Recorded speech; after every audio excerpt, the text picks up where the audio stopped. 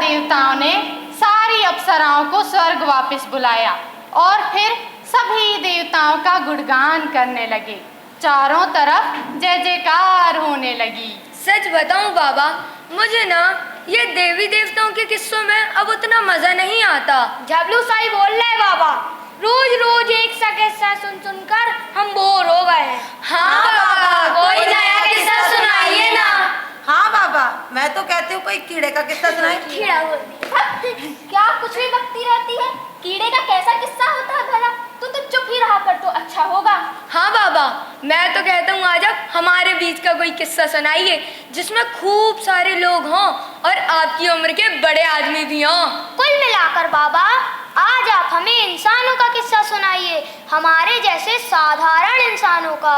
हाँ बाबा, इंसानों का किस्सा।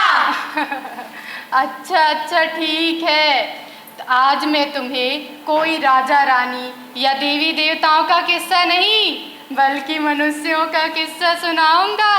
ठीक है? हाँ बाबा, बड़ा मजा आएगा। ठीक है, अब सुनो कहानी मनुष्यों का गड़रिया।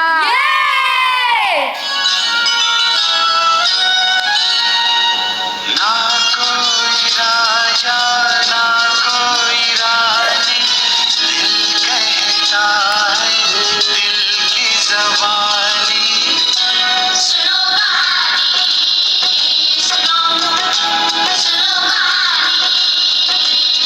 कहानी, सुनो कहानी। ना कोई राजा ना कोई रानी।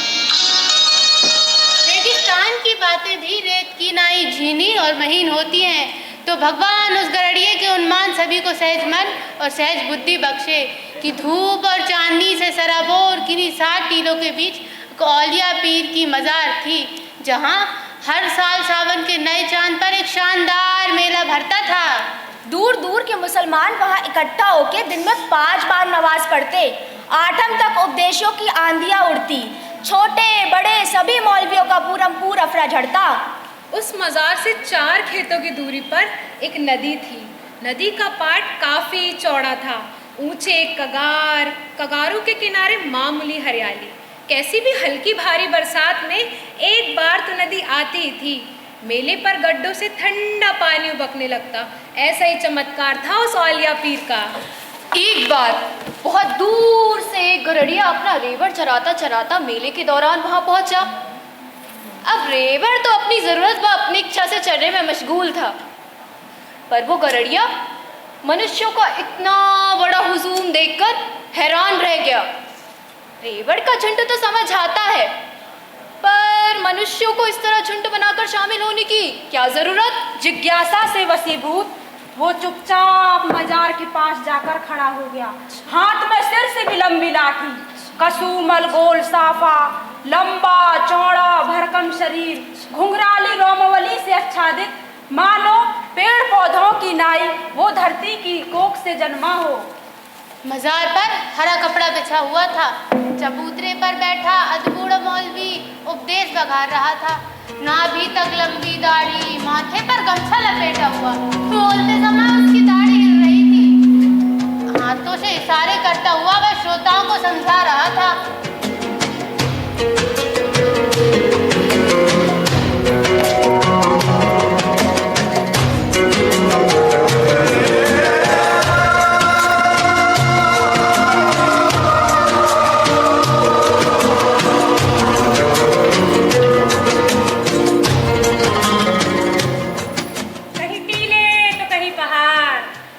कहीं टीले तो कहीं पहाड़, कहीं जंगल तो कहीं उजाड़, कहीं नदियाँ तो कहीं झरने, कहीं रेगिस्तान तो कहीं समंदर। खुदा की खुदाई को कोई नहीं जानता। कोई नहीं जानता। मैं जानता हूँ, मैं खुदा की खुदाई यहाँ से 500 कदम की दूरी पर है। अरे बिना पड़ताल किए पहले हंसो मत। यदि मेरी बात झूठ हो तो दंड बनने के लिए तैयार हूँ। अरे जब बड़े बड़े आलिम भी खुदा की खुदाई को नहीं जान सके तो तेरी औकात ही क्या है? क्या औकात है? तू ठहरा गंवार जाहिल, भेड़ चराने वाला, इन गहरी और झीनी बातों को क्या समझेगा? तो फिर देर किस बात की? तुम्हारी हिम्मत हो तो शर्त लगा सकता हूँ। शर्त लगाने की तेरी हैसियत ही क्या है? नंगा क्या धोए क्या सुखाए, इस दमड़ी की लाठी के बल पर शर्त नहीं लगाई जाती। तुम्हें ये दमड़ी की लाठी नजर आ रही है? इसके बूते पर मैं 1000 भेड़ों का रेवड़ मजे से चराता हूँ। यदि मैं शर्त हार गया तो रेवड़ के साथ ये लाठी भी तुम्हें सौंप दूंगा। पर तुम्हारे पास ये लंबी दाढ़ी के अलावा दूसरी पूंजी क्या है? इस बुआरी के भरोसे कौन शर्त लगाएगा? दोनों में परस्पर गहरी ठन गई। एक धुरंधर मौलवी और दूसरा अबूझ गरड़िया। मौलवी के दर्द की सीमा ना रही। गवार का ऐसा गुमान, आइंदा शर्त लगाना ना भुला दूं तो वो मौलवी नहीं। 1000 भेड़ों का रेवड़ तो हाथ लगा ही समझो। इतने बड़े हुजूम के सामने इसका क्या ही जोर चलेगा। कहीं दूर से आती हुई हल्की मैं की टेर उसे मीठी लगी। मौलवी के पास 1000 मोहरों का थैला था। मुझ पर खुदा का फजल है। यदि तू शर्त जीत गया तो 100 मोहरें तुझे इनायत कर दूंगा।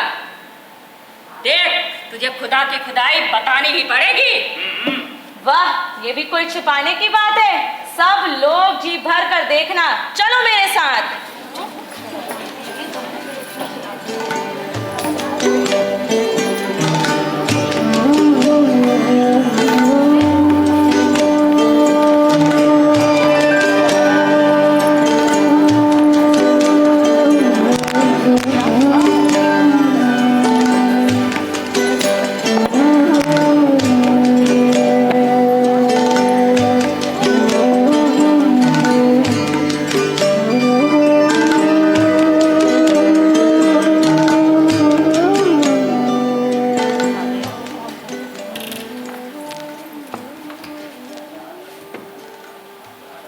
सुनने वालों को उपदेश की बजाय इस शर्त में ज्यादा मजा आया। देखें कौन जीतता है। यदि पुख्ता विश्वास नहीं होता तो गरड़िया सर थोड़ी ही लगाता, पर मौलवी के ज्ञान की बराबरी इससे क्या होगी। नदी में कहीं कहीं गड्ढे भरे थे। बजरी से चमकता पाट दूना चौड़ा दिख रहा था। ऊंचे कगार पर खड़े होकर गरड़िए ने पाट की लाठी उठाते पूछा, मौलवी साहब, हाँ, ये नदी क्या तुमने खुदाई? नहीं तो गांव के ठाकुर ने खुदाई? अरे नहीं, ठाकुर की क्या औकात जो ये नदी खुदाए। तो क्या राजा ने खुदाई? अरे नहीं नहीं, क्यों बकवास करता है। गांव ठाकुर राजा की बस की बात नहीं। तो क्या किसी सेठ साहूकार ने खुदाई? तौबा करो तौबा, पैसों का जोर हर जगह नहीं चलता। क्यों बेकार दिमाग लड़ा रहा है। तो फिर बादशाह ने खुदाई हो? अरे ना, बादशाह के बस की भी ये बात नहीं। तो फिर आपके ख्याल से ये नदी खुदा ने खुदाई होगी? हाँ हाँ, खुदा ने खुदाई। यही तो खुदा की खुदाई है।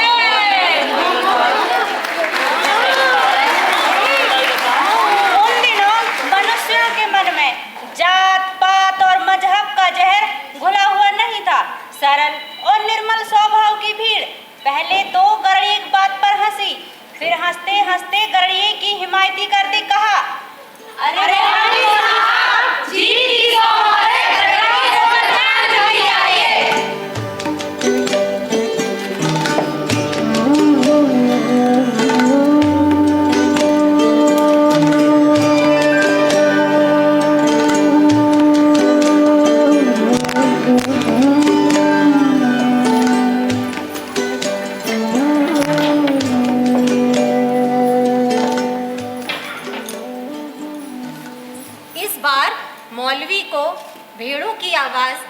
की गुर्राहट जैसे महसूस हुई। अपने हाथों से मोहरे गिनने के बाद दाढ़ी सहलाने लगा। गरड़िया मुस्कुराकर कहने लगा, क्या मुझे एकदम गादी समझ रखा है? भेड़े चराना तो मेरा धर्म है। आसानी से विश्वास थोड़ी ही करोगे कि मुझे अंतस के आर पार दिखता है। वो तो आपके मन की बात बता दूं। मौलवी ने सोचा, ढोर की तरह ये गवार अपने आप फंसता है तो फंसने दो, मनुष्य के मन की बात भला कोई बता सकता है? इस बार तो इसकी हार सुनिश्चित है। रेवड़ के साथ साथ वापस मोहरे भी हथिया लेनी है। अधिक उफन्ने से राख में गिरना पड़ता है। तेज में आकर बोला, यदि नहीं बता सका तो मोहरे वापस लौटा दूंगा। ना, फकत मोहरे लौटाने से काम नहीं चलेगा। ये तो मेरी ही है। यदि तू शर्त जीत गया तो 200 मोहरे तुझे और दूंगा। यदि हार गया तो 100 मोहरों के साथ ये रेवड़ भी मेरा। रेवड़ हथियाने की ऐसी मंशा हो तो ले लेना, मगर उसे चराना उपदेश बगाने की तरह आसान नहीं है। एक दिन में ही तौबा कर जाओगे। तुझे इससे क्या वास्ता? अब बेकार बहाने मत बना। मेरे मन की बात बता और शर्त जीत ले। तुम्हारा अंतस मुझे पानी के उन्माद साफ दिख रहा है। तुम खुदा से अरदास कर रहे हो कि बादशाह की 1000 उम्र हो, दिन दूना रात चौगुना उनका राज बढ़े, घर घर में अमन चैन की बंसी बजे, समय समय पर जरूरत मुताबिक हर जगह एक सी बरसात हो। बोलो, तुम्हारे मन में ये चारों बातें थी कि नहीं? मौलवी गवार के चक्कर में बुरा फंसा। मना करने पर इसकी बेजागत बिगड़ेगी। बादशाह को पता चलने पर सूली की सजा में कोई कसर नहीं। चुगलखोर तो चारों तरफ छुपे हुए हैं। जान सलामत रही तो मोहरे ही मोहरे हैं। थूक निकलते बड़ी मुश्किल से हामी भरी। लोग ठाका मारकर हंसने लगे और वह दुखी मन से मोहरे गिनने लगा। एक गवार के हाथों उसके बेजोड़ इल्म को जबरदस्त ठेस लगी। होड़ की इस अचीती जीत से गरड़िया को खुशी के साथ साथ थोड़ा रंज भी हुआ। राम जाने, इतनी भीड़ इकट्ठी करके वह ज्ञान की कौन सी बातें बता रहा था। भेड़ों के रेवड़ तो बहुत देखे, मगर मनुष्यों का रेवड़ आज देखा। मनुष्यों के गरड़िए के बजाय भेड़ों का गरड़िया अधिक समझदार होता है।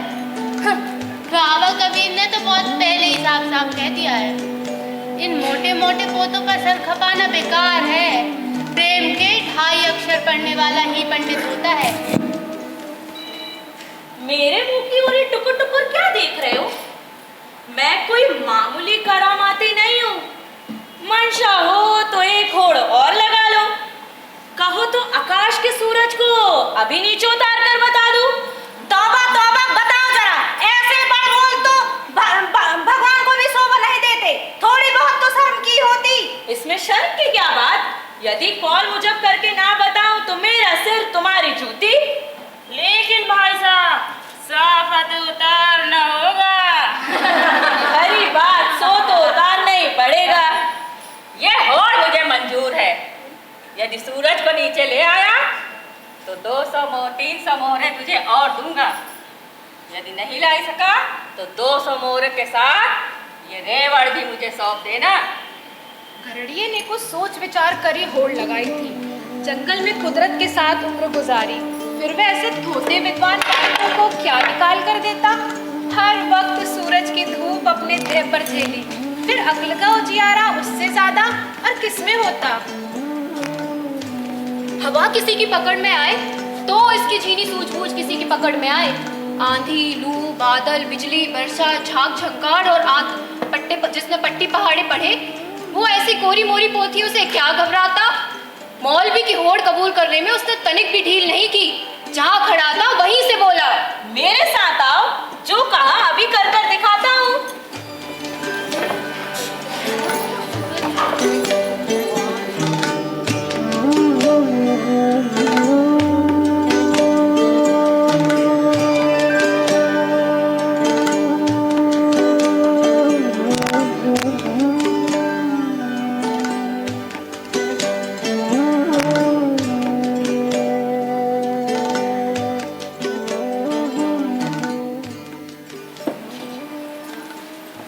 अच्छा बताओ, नदी में ये परछाई किसकी दिख रही है? सूरज। मौलवी साहब, आप बताइए, ये सूरज है कि चांद? भला दिन में भी चांद कैसे हो सकता है? तू इतना भी नहीं जानता? मैं तो कुदरत और भेड़ों के अलावा कुछ नहीं जानता, न जानना चाहता हूँ। इस तरह सूरज, तारे और चांद उतारना तो मैंने ठेठ बचपन में ही सीखा था। ये तो सब जानते हैं, मैं भी जानता हूँ। तो फिर आपने शर्त क्यों लगाई? अब हार जीत का फैसला आप ही करें। कौन जीता, कौन हारा? गरड़िया जीता। जात पात धर्म मजहब का कुछ भी लिहाज ना रखा। यह फिर सच्ची बात से मुकरने से कोई सार नहीं। ये छोटी सी बात भी इसकी समझ में ना बैठी। बड़ी बड़ी पोथियों का रटा रटाया ज्ञान भी कुछ काम ना आया। ऐतराज करे भी तो उसी की भद्द उड़ेगी, लोगों की नजरों में साग पैट उठेगी सो अलग से। बगैर किसी हील हुज्जत के उसने चुपचाप 300 मोहरें गिन दी, पर उस गवार को हराए बिना वो आसपास के इलाकों में मुंह नहीं दिखा सकेगा। इस उजट से मात खाने पर उसके समझ और उपदेशों पर कौन एतबार करेगा? होड़ की ये 3 बातें गरड़िए नहीं सुझाई थी। अब कोई गूढ़ बात सोचकर होड़ लगाई जाए तो जीतने की गुंजाइश है। अब तक तो मैंने तेरे कहे कहे शर्त लगाई, मैं 3 बार हारा, जिसका मुझे कोई पछतावा नहीं है। पर एक बार मेरे कहने से तो शर्त लगा। तुम सोचते हो कि मैं आनाकानी करूंगा? जो कहो वही शर्त लगाने को तैयार हूँ। ये भी मन में मत रखना। सूरज को धरती पर उतारने वाले करामाती के लिए ये तो बड़ा आसान मसला है। बता, धरती का आधेटा यानी केंद्र बिंदु कहाँ है? बता। यदि तू शर्त जीत गया तो बची हुई 400 मोहरों के तुझे सौंपकर थैली झाड़ लूं। पर यदि शर्त हार गया तो 300 मोहरों के साथ अपना रेवड़ भी मुझे सौंप देना।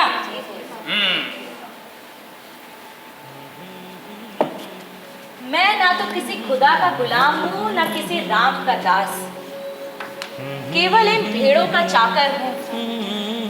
आज यही आजमा कर देख लो कि खुदा का गुलाम बड़ा होता है या भेड़ों का चाकर।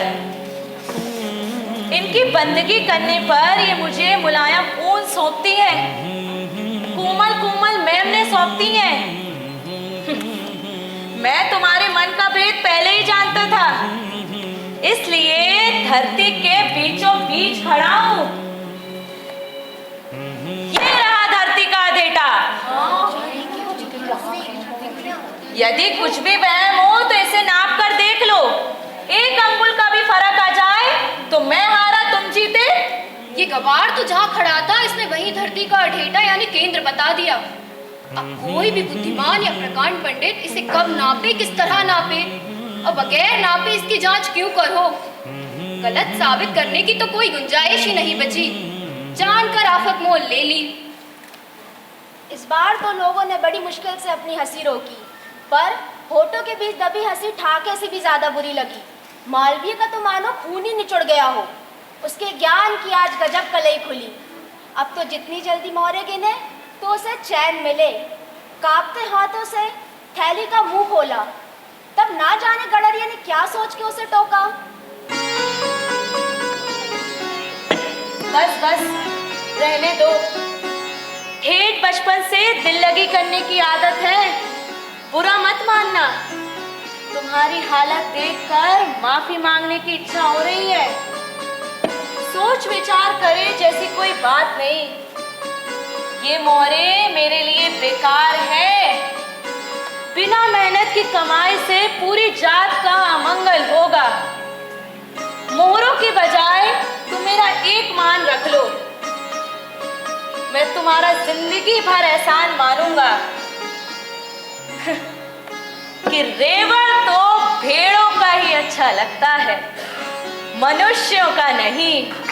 मनुष्यों का रेवड़ तो शर्मनाक होता ही है, पर नुकसानदेह भी कम नहीं होता। सही और खरी सीख की बजाय गलत सीख भीड़ के गले जल्दी उतरती है। वह आदमी का विवेक चढ़ जाती है। यदि ये मरम समझ गए तो तुम हार कर भी जीते। बिना हार की भी जीभ है। बुरा भला सबद निकल गया हो तो माफ करना। मेरी लाडली भेड़े कब से मेरी बाट जो रही है। इतनी देर उनसे पहली बार अलग रहा हूं।